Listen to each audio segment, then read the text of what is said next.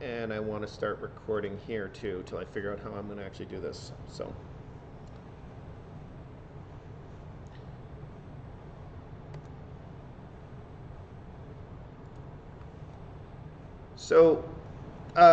this is the second class I'm teaching this in. The first class, there's a glitch somewhere along the line that sometimes I get muted.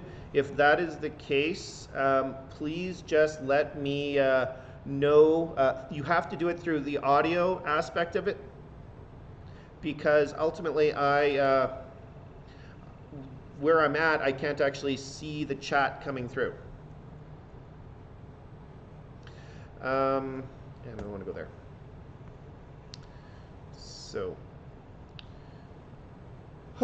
So, ladies and gentlemen, welcome to CHEM 101 at UNBC. My name is Roy Jensen. I am the course instructor for this course. And what we have done, or what I have done, is because the majority of students are taking the lecture and lab components, CHEM 101 and CHEM 121, everything has been combined on Blackboard and the like, and you'll see that through here. If you are only taking CHEM 101, some of the stuff that's related to lab, of course, isn't going to apply, but it's only going to be a few minutes of this presentation. So welcome, like I said, to UNBC. To give you a little bit of background, this is actually my first year here at UNBC, and I'm slowly getting used to this. And we are trying this new Teams interface. So Teams was installed this past fall, and CHEM 100 students got to work through Collaborate quite extensively in CHEM 100. In CHEM 101, we're going to try this Teams interface, and I'm going to be soliciting your feedback on it. Eventually, if the feedback is positive, we're going to see it integrated better with Blackboard. Right now, unfortunately, you have to log in separately to get this, and I understand that's a bit of a frustration. So this slide looks at chemistry, and in high school in CHEM 100, you have taken a broad spectrum of chemistry. You touched on a little bit of all of these different disciplines. And as you move on into senior level courses, if you choose to do so, you will be taking courses in biochemistry, organic, inorganic, analytical, and physical. And then in senior courses above that, it narrows down even further to a course on quantum chemistry, a course on environmental science, a course on mechanistic organic chemistry, that type of idea. And it gets more and more specialized, more and more deep in one aspect of the science above chemistry. So below that is just a selection of possible careers. Some of them you can do with just a chemistry degree. Others may require some additional training, like forensic science or pharmaceutical science requires a slightly additional training. Some of them require you to have a passion for it, like agriculture and forestry or brewery. But the idea is that here you have got a range of careers where chemistry is an integral part thereof. In order to understand what you have and need to do at UNBC, I want to remind you that there is a calendar put out every year by the university, and this calendar lists not only all of the possible degrees that UNBC offers, but the requirements for those degrees. The website is given at the top of this page. And just to look at the requirements for a chemistry major, these are the courses that you will need to take. Biology, math, physics, and of course many chemistry courses at the first, second, third, and fourth year level. Plus a bunch of electives that are pretty much on your own to select whichever area you decide to go into. If you want to do business, taking a few business courses. If you want to do a major and a minor in biology or in physics or something like that, you need to couple those two together to get what you want. In any case, the course calendar is available to students and provides them with all of the information they need in order to select the courses for their degree program. What we're going to do now is we're going to flip over to the course outline and from the course outline look at,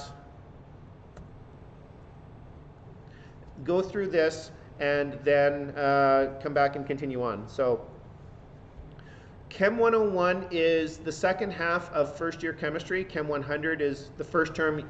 Most of you had that in September here at the UNBC. There are a few students that have parachuted in, so I'm going to go through all of this material here. The laboratory course is a separate course. Chem 120 in the fall, Chem 121 for associated with Chem 101. Below this is the schedule for both the labs and lectures for Chem 101 and Chem 121. There are a number of lab sections. Because of the online nature of the labs, it doesn't matter which lab section you are in. You just need to be in a lab section in order to get credit for your course. Similarly, the lecture, A1 versus A2, is the same information being presented. So if you want to tune in to at 10:30 to the A1 lecture or tune into the A2 lecture at 11:30, feel free to choose whichever one you want. They will also be uploaded, or most often one of them will be uploaded to YouTube, actually, because that's a simple repository, so that you can go and review it afterwards. The best way to get a hold of me is via email. So my email address is at the bottom and it's been sent out through numerous emails sent to you. Email is the best way to contact and communicate with me. With regards to the course, 3 hours of lecture. The prerequisite is Chem 100, which you must have passed in order to be in Chem 101. The textbook is the same textbook as for Chem 100. General Chemistries by Petrucci, Harwood, and Herring, I think are the authors these days. If you have an earlier edition, earlier than the 11th edition, that's fine. I know back to the 8th edition, there really aren't that many changes. So you just need to make sure that the chapter is the correct chapter you're working on, and we'll talk about that in just a few seconds. If you wish to get the solutions manual, feel free to do that as well. As a matter of fact, if you find a book that is comparable to Petrucci, that's fine too. I'm not going to force you to use anything out of Petrucci. You just need a book that provides information on at a reasonably high level, university level chemistry. So the learning objectives for this course, are to give students the skills to list principles that influence the spontaneity, rate, extent, and direction of chemical reactions, explain and determine the properties and reactivities of chemical systems, illustrate the relationship between chemistry, science, and society, and to communicate using chemical terminology. We are holding classes online thanks to the pandemic. They are taught synchronously, and I strongly encourage you to participate. I'll explain why in a little bit, but simply the more active you are, the more you will learn. As part of empowering students to take control of their learning, you are ultimately expected to pre-read the chapter before we present it in class. The learning benefits of that are immense. I don't expect you to understand the chapter, just want you to skim it so that you kind of have an idea where we are going in the course. And as we start with the course material, before the next class, review what we did the last class so that it refreshes it in your mind and we can pick up and just continue on with the course material. Sometimes working problems is going to take more than an entire class period, and so we need to, it's good that you remember where we were at and what we were doing so that we can continue in the next class. I'm strongly encouraging you to ask if you do not understand a concept.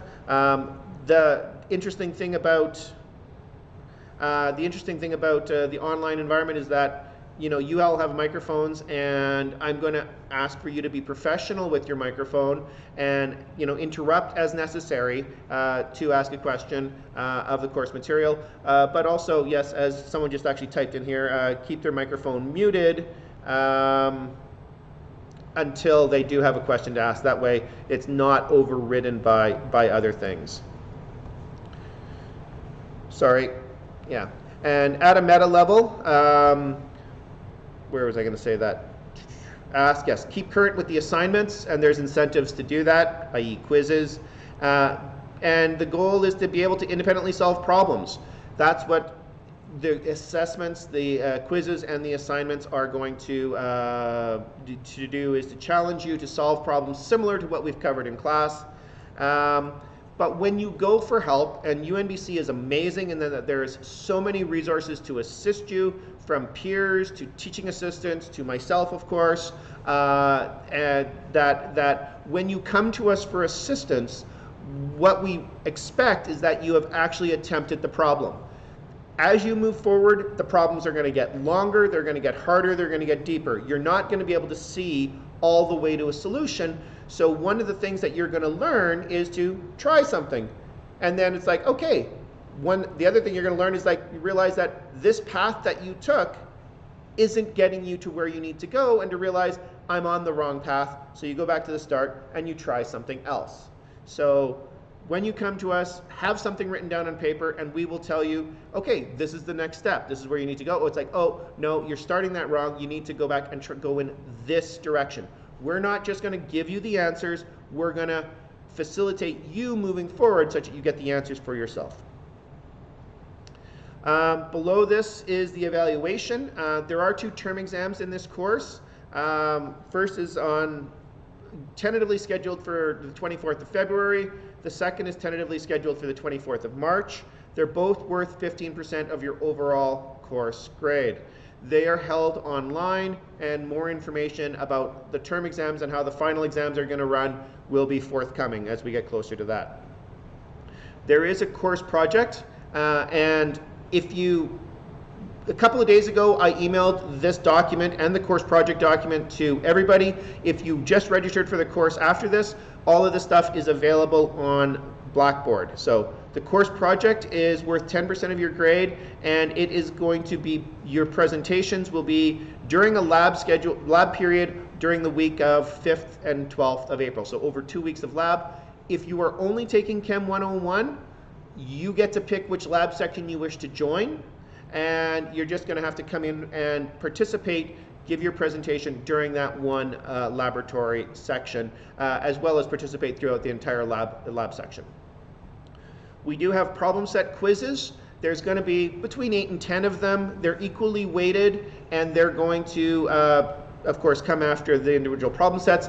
The schedule for them is whenever we cover the course material, give you a couple of days to work on the problem sets, ask your questions of the TAs and the like, and then you're going to get a quiz. That quiz is generally going to be open for 2 or 3 days, but once you start the quiz, you have a limited amount of time to complete it, between 20 and 45 minutes. And finally, there's a final exam worth 35% of the course grade during the final exam period. Those problem sets are provided for every chapter or every few chapters. The problem sets are available to you now. If you want to log into Blackboard, you can download problem sets 1, 2, and I think I've made available 3 and 4 as well. You can read them over. You can kind of see what my expectation is. The problem set quiz is those questions put on electronic format. So the quizzes are done online, and it's a multiple choice response. The numbers will differ in the quiz, but the method of solution will be identical to what you did in completing the problem set. So that's the incentive to complete the problem set. A further incentive is that a few of the questions from the problem set are going to show up on the term exam and final exam. And so if you've done the problem sets, you will be at an advantage for the problem set, for those same questions to appear on the term and final exams. I'm not going to read through the entire thing associated with this. I do encourage you to work together. I'm providing you with a forum that you can use to solve problems and collaborate with each other. It's exceedingly valuable to do that. The grading procedure is the same as the university standard procedure that's in the university calendar. There are a few important dates that I just want to touch on. Of course, today is the first day of classes. The 15th to 19th of February, is a semester break, so that week is off for you to catch up with the course material and just, recharge, regenerate. The last day of classes, the last day of instruction is the 19th of April, and the final exam period is immediately thereafter. I mentioned earlier that the university has many resources available to assist students, and the Academic Success Center and the Academic Resource Center are two of them. A lot of their resources have been moved online now, and they can either provide you with services directly, or put you in contact with those that can do that on your behalf. And so it behooves you to contact them. And those are institutional resources. Finally, with regards to student responsibilities, we have academic integrity policy that everybody is bound by, and it details the rights and responsibilities of students, and ultimately the procedure for addressing misconduct complaints. Unfortunately, many institutions have reported an increase in the number of misconduct complaints by students. UNBC is, like every other university, committed to weeding that out, because we want the students that are playing fair and are diligently learning the course material to ultimately get the grade that they deserve. So the penalties are severe. That would be, in this course, the first offense is a 0 in the assessment. The second offense is literally an F in the course. And the information is provided to a central person in the university who can sit there and go, wow, this is a pattern with this person, and we are going to expel or suspend that person from the institution. So we are serious about it, because you need to get the education such that you represent the university in your future careers admirably. Okay. Electronics, you can use whatever you want. It says assessments are cumulative in closed book. Sorry, that's a copy-paste error. That was in the good old days when we could actually have a classroom with face-to-face students and exams. That will be changing, and you will be getting updated information with your term exams and with your final exams. So just ignore that one for now. There is no such thing as a late assignment. You are given a large window to do the quizzes, to do the laboratory experiments. If it's late, it's given a 0. That being said, we can look at absences and excused absence for something. Say something happens that you are actually incapacitated for the entire 3 days of when the lab was supposed to be done.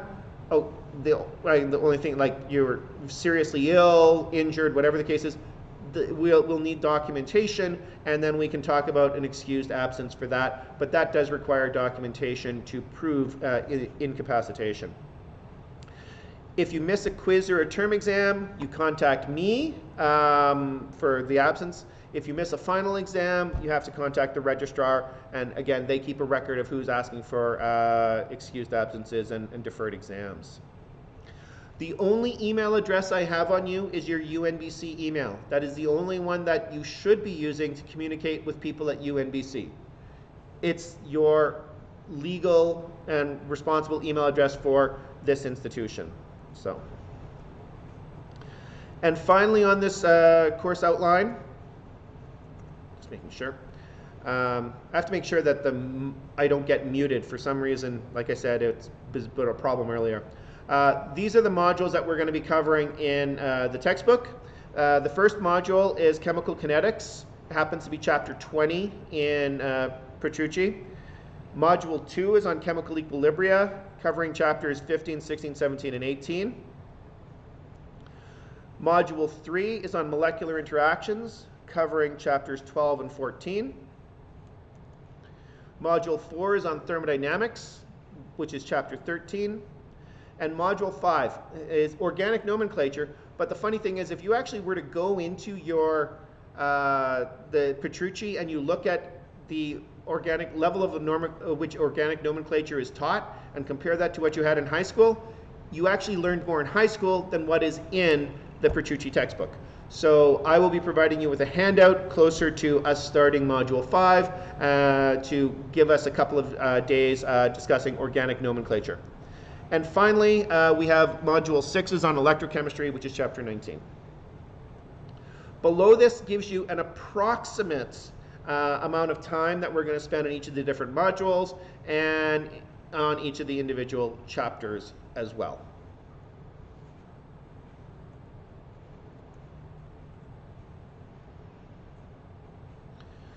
Does anyone have any questions on that material? I have to read. Okay, so Taylor asked the question on the chat, just to clarify, are the problem sets mandatory and worth marks? And the answer is no. The problem sets are not worth marks. But the problem set quizzes are. So if you do the problem set and you understand it, then the problem set quiz is going to be really easy, and you'll be able to complete it in the 20, 30, 45 minutes that is assigned for you to complete the problem set quiz. If you don't do the problem set, you're not going to be able to complete the quiz in the limited amount of time. And yes, there is a problem set quiz folder on Blackboard, and I will explain that in a little bit more detail. I'll explain it right now, actually.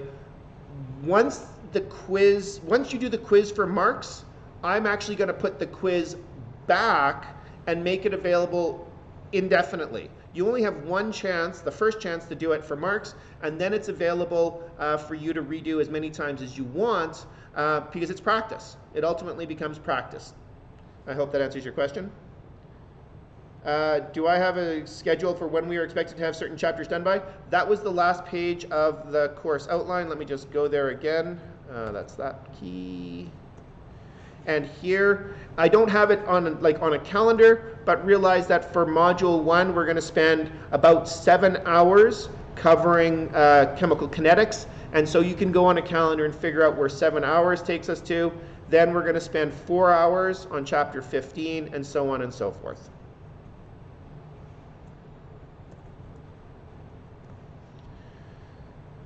Of course, I can't read this. Yeah. If a quiz is late by a few minutes, will it be marked as 0? No, it won't. It's automatically submitted. The way I've set up the quiz is that they are automatically submitted. So if you don't actually complete it or you accidentally leave it open, it will automatically submit what you have completed and give you marks on what you have done. That's correct, yeah. So Pollock, the folder that is on Blackboard is actually going to have to be removed because the quizzes are actually on the Hayden McNeil website, and I'll talk about that in a few minutes. How often will the problem set quizzes be, and for how long will they be open? Well, there's going to be 8 to 10 problem set quizzes. Some of the material is new here, so I actually have to create problem sets for some of the material that I'll be teaching. So they're going to be available whenever the class is done. So for example, by about halfway through chemical kinetics, we will have done all the material for problem set 1.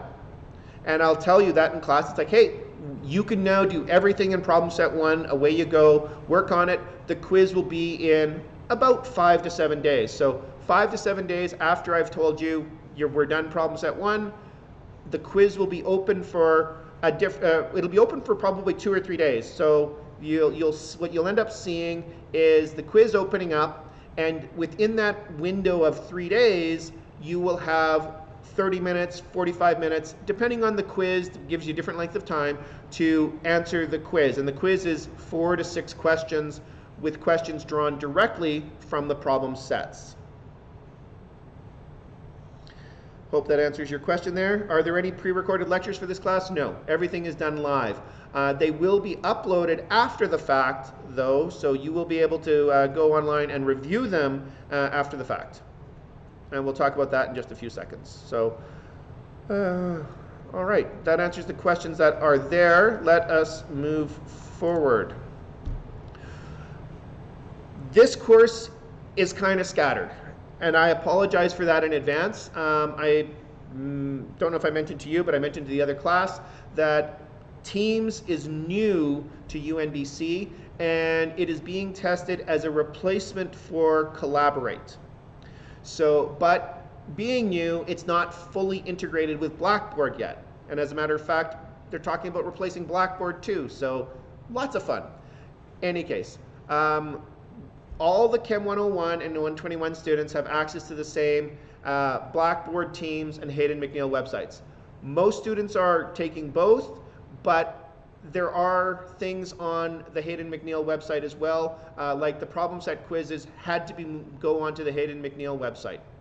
What Blackboard has is your information repository. So your course outlines, your term and final exams will be held there. It contains the course and institutional resources. All of that material is going to be on Blackboard. Your grades will be uploaded to Blackboard for your labs and term exams and the like. Teams, which is where we're at right now, is where we're going to hold our class meetings, and it is where there is a discussion forum. It has a lot more functionality than Collaborate does, and the goal is to get your feedback as to whether we should, continue on using Teams and the functionality here, or whether we should, just go back and use Collaborate. So we're going to get your feedback in a couple, days and weeks. The Hayden McNeil website is where the virtual experiments are, and if you're new to UNBC, because of the pandemic, we don't have face-to-face labs this year. They're done virtually through Hayden McNeil, and the Hayden McNeil website is also where the problem set quizzes are. The reason for this is that the platform that Hayden McNeil uses allowed me to import the problem set quizzes from my former institutions. Blackboard, I couldn't upload the problem set quizzes to Blackboard, completely incompatible, and I really wasn't going to type in over 1,000 questions again. Yeah, the problem set database is that big. So it got moved up to Hayden McNeil, so it's convenient. Experiments start the week of January 11th.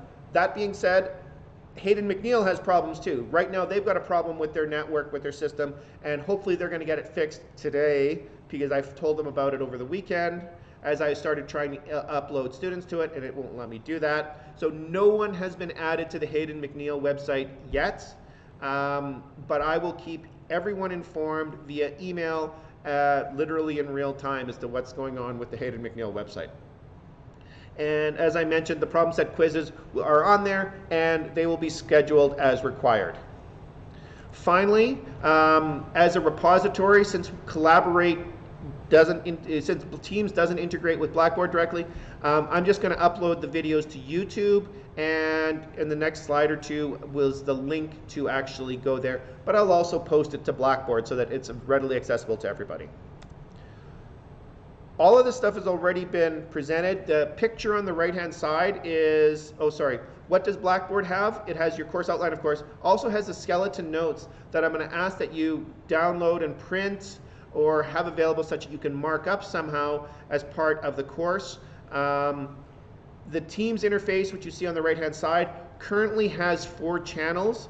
I'm not using the general channel, but the forum, lecture and laboratory, is where we're going to hold the office hours, virtual office hours. It will be your discussions associated with the laboratory can be held and it's permanent, so it's a repository for other people to come back and look through and search to find the answers as they run into problems. In terms of the course itself, Lecture 01 and Lecture 02, we're doing Lecture 01 right now, and this is the only time we're going to be in Lecture 01 to discuss the introduction. Then there will be 7 times which we're in Lecture 02 for each of the days that we cover chemical kinetics, and I will add to that, below that, Lecture 03, which is equilibria, and so on and so forth. I mentioned the classes are recorded. There is a short link to the YouTube channel that will also be posted to Blackboard. The course project, if you were you registered a few days ago, you would have got the email on this. I mentioned it, that it's worth 10% of your overall grade. The course project is for you to take an active part in learning and to prepare a presentation on some aspect of chemistry and society. It could be something that you learned in Chem 100, 101. It could be something that is of interest to you personally because of a hobby or the like. It could be something in your future career. You're going into medicine or pharmacy, or you're going into, I don't know, you're going to go out and be a woodworker. Let's look at some aspect of chemistry as it applies to your future career or whatever it is you want. The details are also on Blackboard if you didn't get them via email. there happen to be 3 mandatory submissions on the 29th of January, which is 3 weeks from now. You are to submit 3 potential topics. The reason I'm asking you to submit 3 topics is because they're all going to be looked at, and we want to ensure that there's no duplicity in presentations. So the topics are going to be, you'll be told, yep, do this topic and run with it and go with it.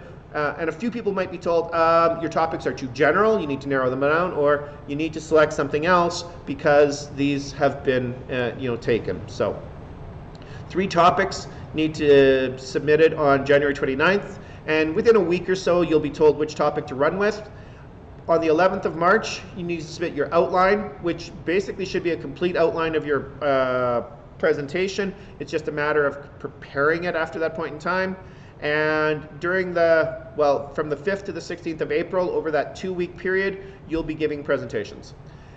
I mentioned if you're not registered in CHEM 121, you will just be asked to choose a lab section to go to, and you will be presenting during that lab section.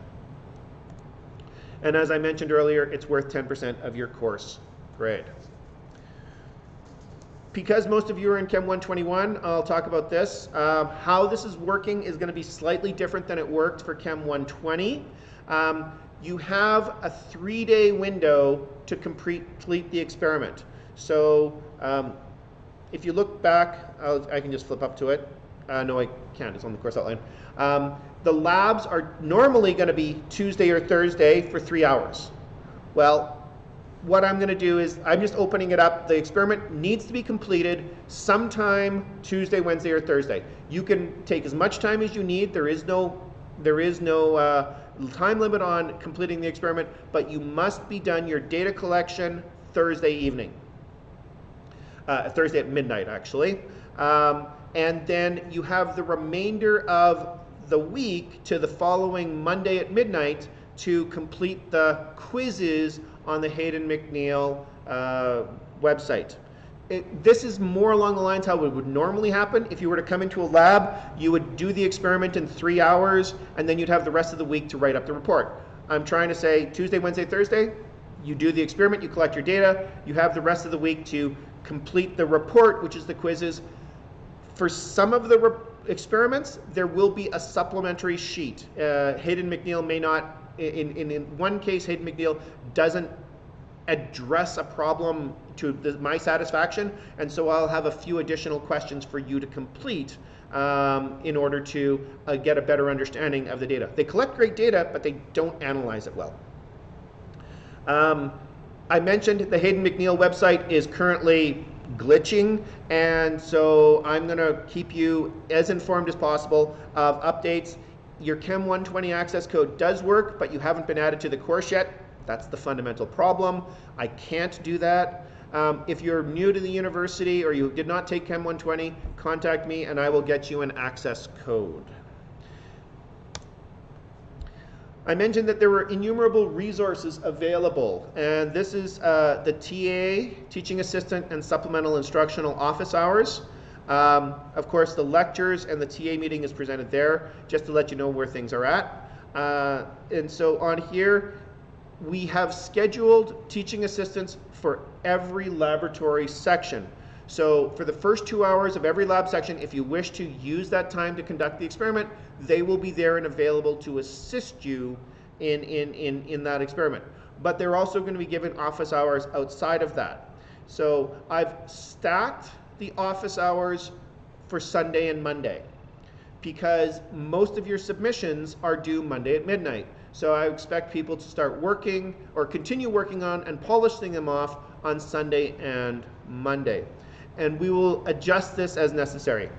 The teaching assistants can help you with both the lecture and the lab. The supplemental instructors are undergraduate students like yourself, just a few years ahead of you, that have came in and signed up to assist others because with luck they found that helping other people helps them learn the material. So that is just some of the resources specific to CHEM 101 and CHEM 121. In addition, the Chemistry and Biochemistry Club offers free tutoring, one-on-one, one-on-group tutoring. There is a link there as well. There is an email address that you can contact Mohammed if you the schedule does not work for you. So you have lots of options there. And one final one is the Nucleus. This is actually run by the university, not by the, oops, that was interesting. Back up. Run by the university. And to access this, you need to go to Blackboard, Learning Commons, and the Nucleus. Speaking of which, back up. This is all held on Teams. So the forum, lecture and laboratory channel on Teams is where that's going to be held. Where the CBC is doing theirs on TeamUp, and the Nucleus tutors are going to be through the Blackboard Learning Commons, the Nucleus. And there's a link to them also on the CHEM 101, 121 Blackboard website. Does anyone have any questions before I continue? So the question, I'm not going to be able to read all of them. Are there pre-recorded lectures? No. Do we meet during the scheduled lab times? No, you can use any time in that 3-day window. All of Tuesday, Wednesday, and Thursday. You must complete the data collection during that time, but you do not have to meet during your scheduled lab time. The benefit of doing it during your scheduled lab time is that there will, or any scheduled lab time, is that there will be a teaching assistant assigned to be available to assist you if you have any questions. How do you know which ones are TAs and which ones are SIs? The SIs, the supplemental instructors, will do lecture only. The TAs will do lecture and lab. And of course, Shamitha actually answered that. The rest are TAs. Okay, how do I turn off notifications for Teams? I have no idea right now. Sorry, Aiden, I don't. Once you figure it out, let me know. I'm just trying to get through this. Where are we at? Done that, done that. All right, meta learning. A bit about me. My interest is in pedagogy, the study of teaching and learning. So I've spent quite a bit of time looking at instructional strategies, what works online, what doesn't work online, what works face-to-face, what doesn't work face-to-face, as well as creating instructional resources. So I was actually asked to give a presentation during the new student orientation in January, and I gave this presentation on meta learning, the bigger picture. The reason for this presentation is to explain to students what's happening as they progress through their undergraduate and graduate program. What you're going to experience is different learning strategies being asked of you, being forced on you as you proceed through first, second, third, fourth years, and into grad school it gets even higher level learning strategies, because our expectations of you change. By the time you leave and you get a career as an undergraduate student, you need to be an engaged learner, someone that can go out there and do things on their own for whatever employer where you get a job. As a grad student, your expectations on you are even higher. So what has been shown in the literature is that if students understand the progression that is being expected of them, they're more willing to accept that progression, more willing to accept that more responsibility is being put on the students to learn, because there is an end goal, and that is to make you an independent, self-directed learner. So that's where this presentation came in. It's 24 minutes. It's actually up on YouTube. It's actually in the channel that where all the course material is going to be stored. If you're interested in watching it and understanding where you're going to be, what the expectations of you are and how they're changing, please feel free to watch it.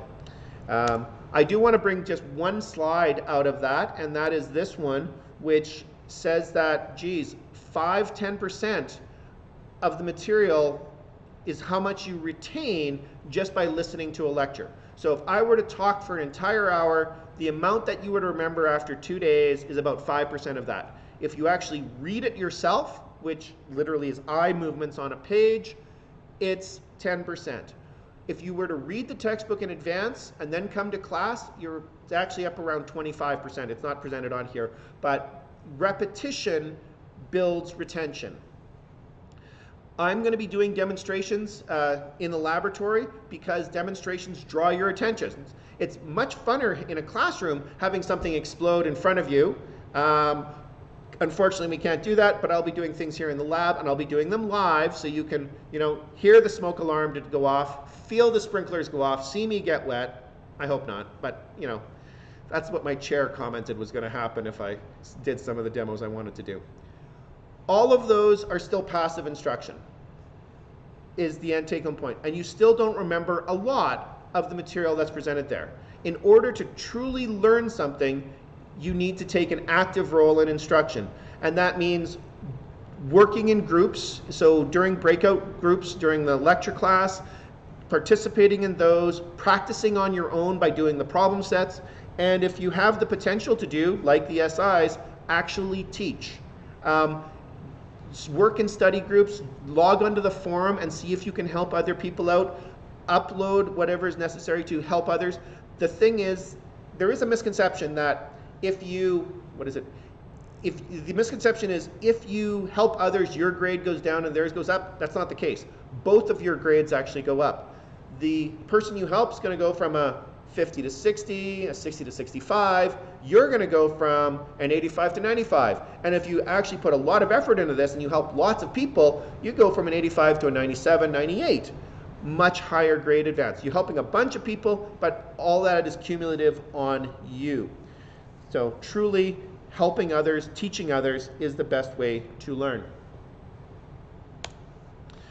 But ultimately, you are responsible for your own learning. Our goal is not to pass you. It is generally to develop your problem-solving skills and to provide you with knowledge to make you successful in your future careers. It is ultimately your choice whether you choose to learn. Chemistry is not a memorization course. That is very limited and the lowest level of Bloom's taxonomy. Just remember, watch the video, it'll make sense. Understanding is critical to success. So how to understand?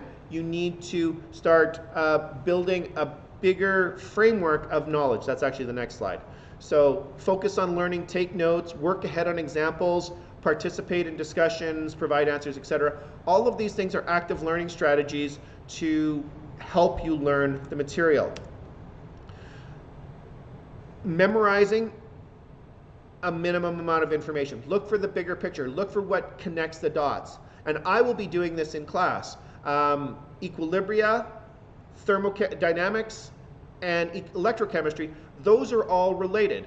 They can be taught as this is equilibria, this is thermodynamics, this is electrochemistry, but there are actual mathematical relationships between the three, and I will be pointing that out as we move to the end of the thermodynamics unit and into the electrochemistry unit, showing you how you can interconvert between all three of those. Look for those bigger pictures. Develop your problem-solving skills, and as I mentioned earlier, don't be afraid to try something because you can figure out what doesn't work, and don't be afraid to be wrong. It's a fact of life that you try things and sometimes you're right, sometimes you're wrong. And it's all of that is a part of the learning process. And when it comes time for examinations, begin studying early. So constantly review your notes, rewrite your notes, whatever it is that you do to learn the material. Again, the Academic Success Center can help you with those strategies for learning. Don't pull all-nighters and don't study right up to the exam. Those two deal with brain and retention. And you need to give your brain time to process the information. A good night's sleep does that, and just taking your mind off of it. Actually, physical activity does it as well. So before an exam, instead of sitting there studying for hours, take an hour off between the time of your studying and the exam and just do something. Physical activity works great in that regard. I want to look at the academic or student behavior conduct policy again, and just remind you that things like plagiarism, cheating on assignments, cheating on assessments, all are going to warrant the wrath of the institution because we are endeavoring to help and facilitate students who put in a valiant effort to learn get the grade that they deserve. And from an employer perspective, the employer wants people that are capable and competent, not ones that try to subvert the system. So penalties for misconduct are severe, up to and including expulsion. So So for the next class, what I'm going to ask you to do is download or print the lecture notes. They're available on Blackboard, and to read over chapter 20 in the textbook. I don't expect you to understand it, but I expect you to just read it and have an idea of where we're going to go over the next 2 weeks. If you have any questions, post them to the Teams forum, because the TAs are going to be on there, I will be on there, the SIs will be available on there, and we can, all of us, and you can answer each other's questions too. Also part of this active engagement thing. Post things to the Teams forum. All right, that concludes what I had to present here. I was just wondering if you have any questions of me.